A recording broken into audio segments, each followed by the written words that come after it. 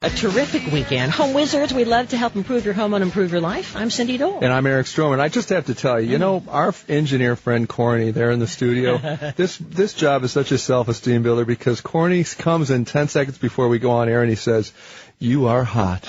And I'm always like, "Thank you." He's a giver. Isn't he great? Love him.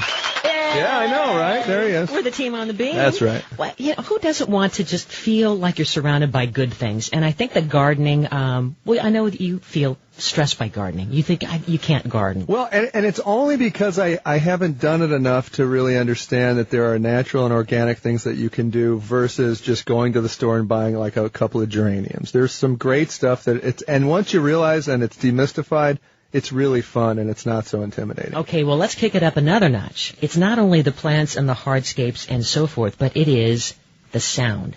And we met this guy at the garden show. It's the San Francisco Garden Show, the best, the biggest in the world. It just is overwhelmingly incredible, and we have all the photos on our Facebook /Home Wizards page. This guy takes it to a new level because, well, what is it? There's speakers that are... It's basically 10 or 12 speakers that go along the pathway with you as you walk through this garden, and you hear it. It's triggered, so when you walk by it, like a little cricket sound will show up. So it almost feels like you're hearing sounds all throughout this area. Yeah.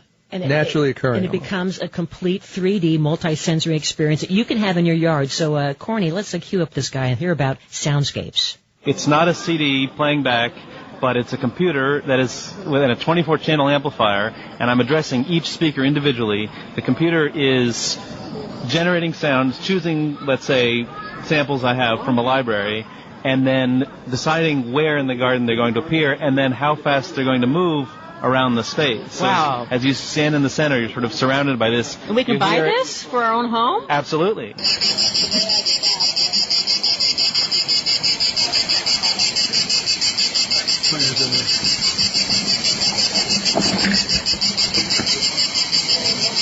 But what I do is I compose music. I custom create soundscapes for people's gardens. Soundscapes? And they change throughout the day. I haven't heard of soundscapes, have you? No, this is amazing. Well, it's in relationship to the word landscape. So they're naturally occurring soundscapes.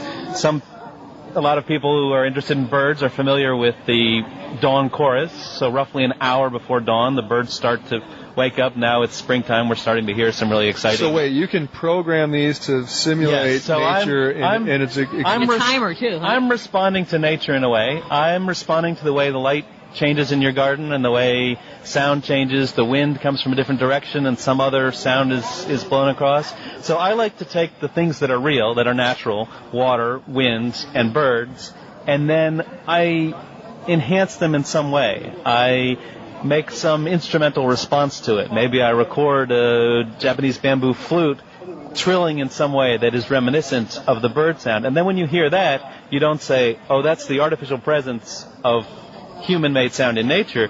You say, "Oh, now I understand natural sound a little bit better." But then if I one morning wake up and say, "I've got to get that nutty Japanese flute guy out of my garden," can I delete him from the mix? Of course. I give you libraries, of course, with thousands of sounds. Really? But you can completely customize it, and some clients want completely hands-off. The computer goes in the basement and the cable runs out to the garage. I'm hearing other animals back there. I just heard, I thought of like a rhino or something. There's some elephants there. I got most of the sounds actually on a trip to South Africa about 3 years ago. But there's some wildebeests and there's some different things going on, and then there's some African drumming that I've mixed into the thing. Kind of have a problem with that after a while, huh? After the hell they put me through, I don't care anymore. Well, maybe you wouldn't have the elephants. I mean, this is a bit of a everything is exaggerated perhaps in this garden. So the artwork I create from people's gardens is based on the realities of how we live outdoors and what kind of experience. I mean, it's very tranquil. It's meditative. It makes it very, three-dimensional, and I'm guessing that as more people spend more time outdoors, they want that total experience. It's not just the sight, but it is the sound, right? It's that multi-sensory. Yes, and a lot of places there is already a good amount of natural sound, but maybe when you're there, the birds aren't, right? Do you find that the birds respond to the artificial sound and migrate more to the area, or are they repelled by it? That's a complex issue, and if you know anything about bird watchers and the use of techniques like fishing, where you make a bird sound to try to attract them. So I have to be careful about that, because we don't know what that communication means to the birds. We may think we do, but I wouldn't want to be broadcasting a signal into the garden which suggests to the bird that it's... Attack Eric's children. Attack Eric's children. Well, so I might play a bird song, yeah. and to the bird that means it's safe, you can come out, sure. and there's a hawk waiting. Predators. So particularly in mating season and so on, you don't want to get involved with that kind of... So that kind of makes sense. He doesn't want to get involved with that. But boy, does it really give the whole nother meaning to an outdoor oasis. But it does bring up an interesting point, because, my mother-in-law, the birding expert, Marilyn. Oh, really? She would probably take issue with this. Anything artificial that might, in fact, cause mating to occur sooner, or cause birds to fly in and actually have predators come and get them unexpectedly, it might be a little challenging. Well, so I'd like to investigate that a little more. Yeah, I think he's being sensitive in his artistic way. Maybe crickets are fine. Just crickets. But I do love the idea of, this was in this whole grass garden, the ornamental grasses that stood about 20 feet tall, of all different textures and bamboos, and they even had, they were kind of playing whimsy with us, where they called it, this kind of a plant, ceramica, and basically it was made out of ceramic, and people were duped. They go, what is that? Yeah. Because it looked like some kind of agave in a neon green, but it was made out of ceramic. And then these little sounds were in the background with great lighting, too. Yeah, right? that's the key with the grasses. If you do uplighting, you really see the silhouette of the stalks of this beautiful grass. It makes it look just fantastic.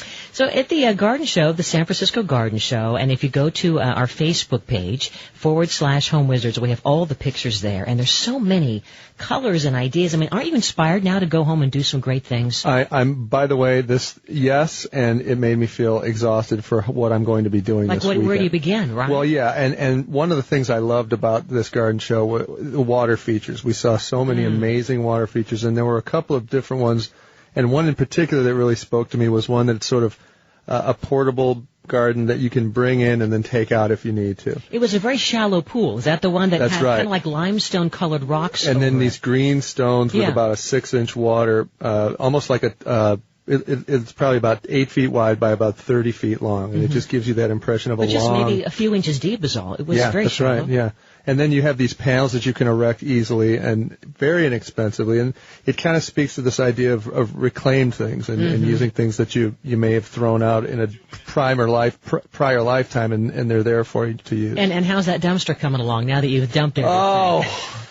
Everything that I threw out, I saw utilized in this garden show. So now you have to go to a few more yard sales, I guess, but, live and learn. But you're right. A lot of the whole idea of having a great outdoor space is not just plants, but also adding personality, your personality, to your space by using some of these really funky, kitschy things that you may already have sitting in the garage. And we saw several of these gardens, restoration gardens they were calling them, and the use of water, like you were saying, it was kind of like a reflecting pool, but with all of these rocks in it, and then big tumblers that you could step over it, right? Exactly. As a little bridge, a pathway, right.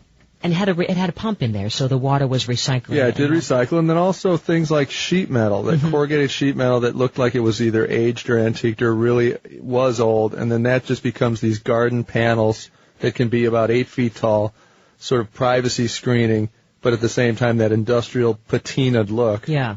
Very inexpensive. You could buy those new for $1.50 a sheet, or you could find them in the garbage somewhere, and they really made them look great. And that is the secret that a lot of these landscape designers use. You don't have to spend a bundle, and it looks like you did. It looks like that kind of a design that you see in the magazines on the cover of Sunset and Better Homes and Gardens and so forth. So coming up, we're going to talk with this other guy.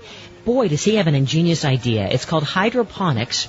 And wait till you hear about it. It's a circle of life, really, with this incredible pond that can feed you and feed your edibles. It's all coming up next. Home Wizards, with all that's going on at the San Francisco Garden Show. Eric Stromer, Cindy Dole. We're back in a moment. Love's blooming like a cherry tree that buds around me.